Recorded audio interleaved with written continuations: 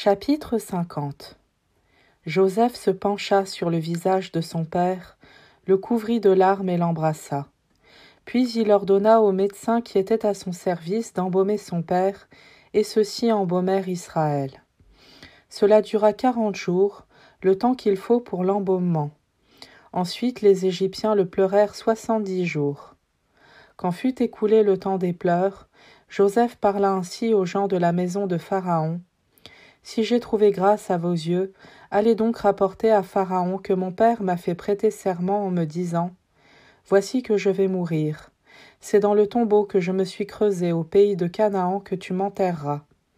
Maintenant laisse-moi donc monter en Canaan et enterrer mon père, ensuite je reviendrai. » Pharaon répondit « Monte donc enterrer ton père comme il t'a fait prêter serment. » Et Joseph monta enterrer son père. Tous les serviteurs de Pharaon, les anciens de sa maison, et tous les anciens du pays d'Égypte montèrent avec lui, ainsi que tous les gens de la maison de Joseph, ses frères et les gens de la maison de son père. Ils ne laissèrent au pays de Goshen que leurs jeunes enfants, leurs petits et leurs gros bétail. Même les chars et les cavaliers montèrent avec lui, c'était une caravane imposante.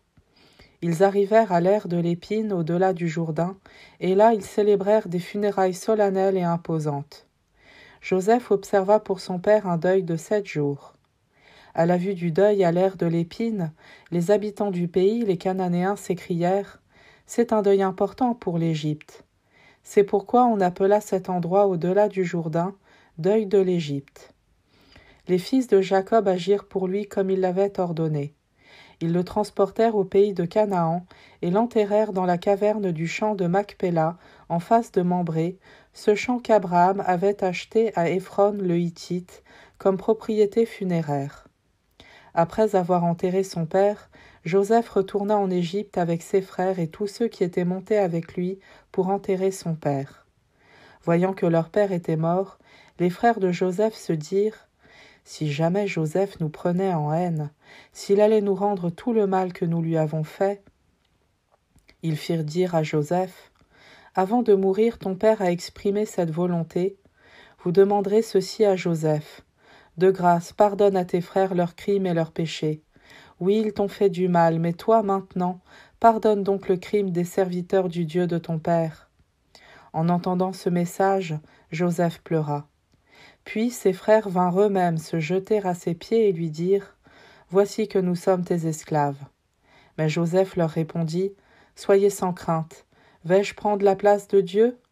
Vous aviez voulu me faire du mal, Dieu a voulu le changer en bien, afin d'accomplir ce qui se réalise aujourd'hui, préserver la vie d'un peuple nombreux. Soyez donc sans crainte, moi je prendrai soin de vous et de vos jeunes enfants. » Il les réconforta par des paroles qui leur allaient au cœur. Joseph demeura en Égypte avec la famille de son père, et il vécut 110 ans. Il vit les petits-enfants de son fils Éphraïm. Quant aux enfants de Makir, fils de Manassé, son autre fils, il les reçut sur ses genoux à leur naissance. Joseph dit à ses frères, « Je vais mourir. Dieu vous visitera et vous fera remonter de ce pays dans le pays qu'il a fait serment de donner à Abraham, Isaac et Jacob. » Joseph fit prêter serment aux fils d'Israël en disant « Quand Dieu vous visitera, vous ferez monter d'ici mes ossements. » Joseph mourut à 110 ans, on l'embauma et on le mit dans un cercueil en Égypte.